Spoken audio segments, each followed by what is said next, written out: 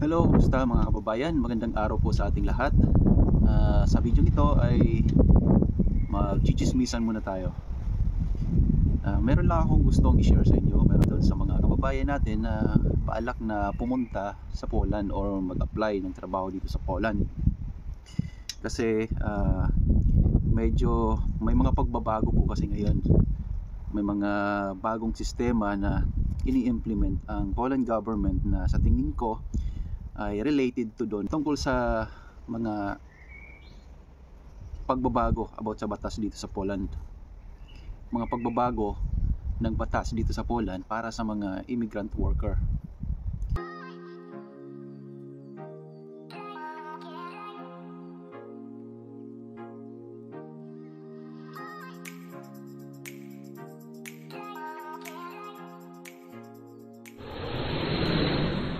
Bago tayo mag-umpisa sa ating pag-uusapan ay huwag niyo pong kakalimutan na mag-subscribe sa ating vlog, sa ating YouTube channel. Pindutin niyo na lang po ang notification bell button para lagi kayong updated sa mga susunod pang video. At ganoon din po sa ating Facebook account. Mag-follow, mag-like at share na rin ang ating video para sa iba pa nating mga kababayan na magkaroon po sila ng awareness about sa mga pangyayari dito. Okay? So yun nga, ang pag-uusapan natin ay patungkol dito sa kaganapan ngayon dito sa Poland. Marami kasi siguro marami na rin kayo napapanood na maraming nadi-deport dito, no? Maraming mga restriction na nangyayari.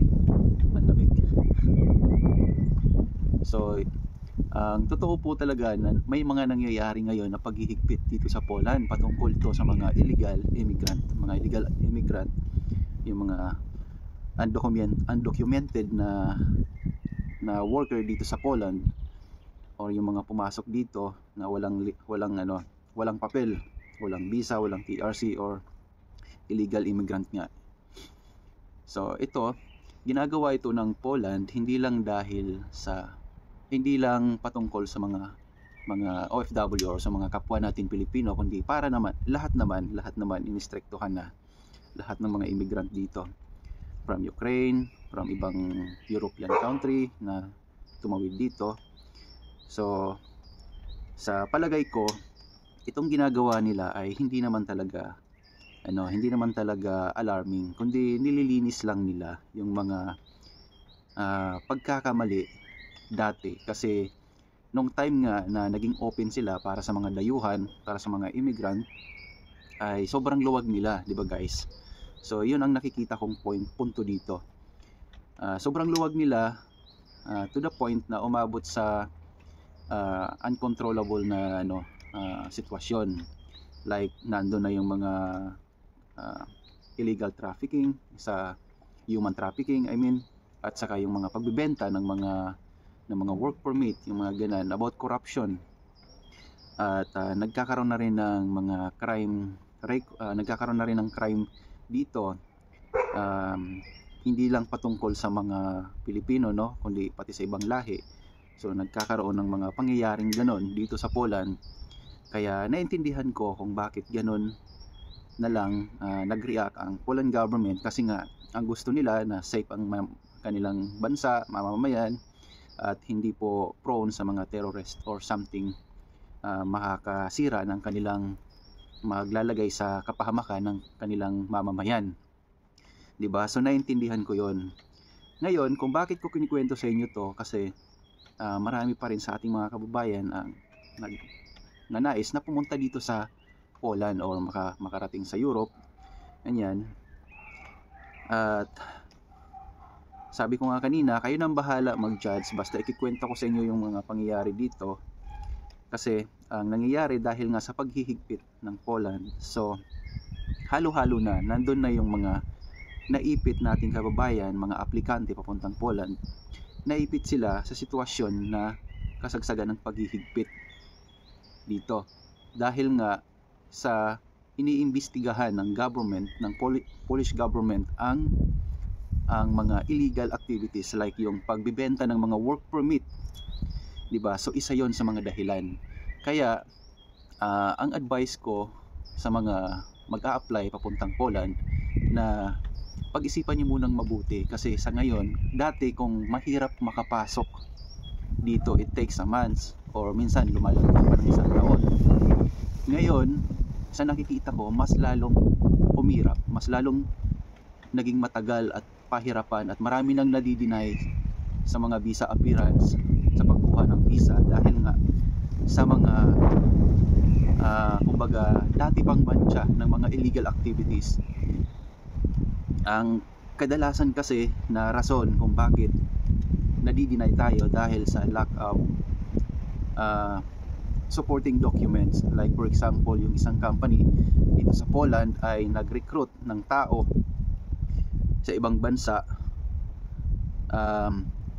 Tinitingnan po yan ng Poland government, ay ng Poland Embassy, kung reasonable ba na mag-recruit itong company na to ng mga ganitong klaseng position, at yung capability ng isang tao na magtrabaho dito sa ganong posisyon sa trabaho. So sa nakikita ko kasi, yung iba nating mga agency, or sabihin na natin lalo na yung mga illegal na agency, no, pera-pera lang kasi ang habol nila, di ba? So wala silang pakialam, gumastos ka ng malaki at hindi ka makaalis, basta importante kumita sila. Hindi nila iniisip na yung perang pinambayad natin, lalo na sa iba nating mga kababayan, ay hindi basta pinulot na lang. Talagang pinaghirapan, pinag-ipunan, yung iba nagbenta pa ng mga kung ano-ano, ari-arian, kalabaw, di ba? So yun, hindi sila nagmamind doon, ang importante sa kanila kumita. So ganun po ka-worst ang sitwasyon. But yun nga, ang sabi ko, ang advice ko, payo ko sa mga kababayan natin na mag-a-apply papunta rito, na sa ngayon ay wag po muna tayo magpadalos-dalos sa ating mga desisyon. Kasi nagkahigpitan na nga, dati matagal na nga ang proseso papunta dito, mas lalo na ngayon kasi naghihigpit. Naglilinis po ang gobyerno ng Poland ng mga kalat sa kanilang pamahalaan. At understandable naman po 'yon, kasi para po yan sa ikauunlad at saka sa kaligtasan ng nakararami, diba? So naintindihan ko po yung side nila, yung punto nila. Kaya para sa akin, payo ko sa mga kababayan natin na papunta dito, or yung mga plano mag-apply papuntang Poland, ay maghinay-hinay po muna tayo. Kasi unang-una, pag nag-apply po tayo dito, may corresponding po na pera, involved money. At kapag once na naumpisahan na natin yon, syempre tatapusin, itutuloy-tuloy natin yon. At sa mga bali-balita ko ngayon, kasi marami akong nakakausap na mga subscribers or mga followers ko, no, na matagal na silang nag-aantay ng visa appearance. Hanggang ngayon, 1 year, 2 years na yung iba, hindi pa rin nakakakuha ng slot.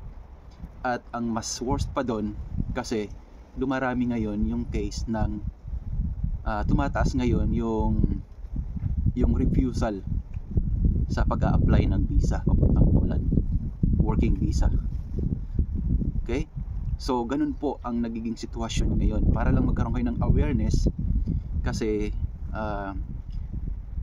kaya ko nalalaman tong mga bagay na to, kasi marami po sa ating mga kababayan nagbe-message, nakikibalita kung ano na pong update dyan sa Poland, ay dito sa Poland, bakit daw matagal na silang nag-aantay, wala pa rin improvement doon sa application nila. At yung iba naman tatanong kung bakit ang daming nare-refuse ngayon, diba? So yun po yung dahilan na nakikita ko ng Poland government, ang mga korupsyon, yung mga kalat nila sa gobyerno. Okay? Hindi lang particular yun sa kanila, kundi pati rin sa mga individual na mapagsamantala na mga illegal agency or illegal recruiter, mga ganyan. Okay? Kaya mas lalo pong bumagal ang proseso ng application papuntang Poland. Lamig. Lakas ng hangin. May araw pero napakalamig ng dito, panahon, gawa ng hangin siguro. So yun mga kababayan, ito naman ang suggestion ko para sa mga kababayan ko na nangangarap din na makapunta sa Europe. hindi lang naman po Poland ang nag-o-open ngayon ng mga opportunity dito sa Europe. Nandyan po ang Hungary, Croatia, Finland, Lithuania. Yang mga lugar na yan, guys, hindi ko man totally kabisado or hindi ko pa kilala ang mga lugar na to, but lagi kong napapanood sa mga news dyan sa Pilipinas, sa TV news, na marami pong mga binubuksan ng mga opportunity doon sa mga bansang nabanggit ko. I think mas recommendable ko po na doon po muna kayo pumunta, no? Anyway, pag nandito na po kayo sa Europe, pwede naman talagang tumawid sa ibang bansa, like galing kayo ng Croatia pupunta ng Poland, but kailangan nyo nga lang idaan sa tamang proseso. May tamang proseso po, kasi marami na po akong mga kaibigan o mga kakilala dito na lumipat sa ibang lugar dito sa Europe, but legal yung paglipat nila kasi dumaan sila sa tamang proseso. At siguro kung gusto nyong itanong yung mga ganyang klaseng proseso, pag-usapan po natin yan sa mga susunod kong video. Itatopic natin yan, no? So basta yun mga kababayan, kung pangarap nyo rin makapunta ng Europe, huwag po kayo mawala ng pag-asa. But ang masasabi ko sa ngayon kung parte sa Poland ay hindi ko po siya mai-recommenda sa inyo na mag-apply or mag-start ng application nyo dahil sa sitwasyon ngayon. Pag may mga pag may mga changes or update, good news or bad news dito sa Poland, gagawan po natin yan ng content kaagad para updated po kayo sa mga pangyayari kung talagang gusto nyo pa rin pong pumunta dito sa Poland. Okay? So yun lang po ang ating video. Maraming salamat po sa walang sawang suporta at panonood. At God bless po sa ating lahat, and see you in our next video.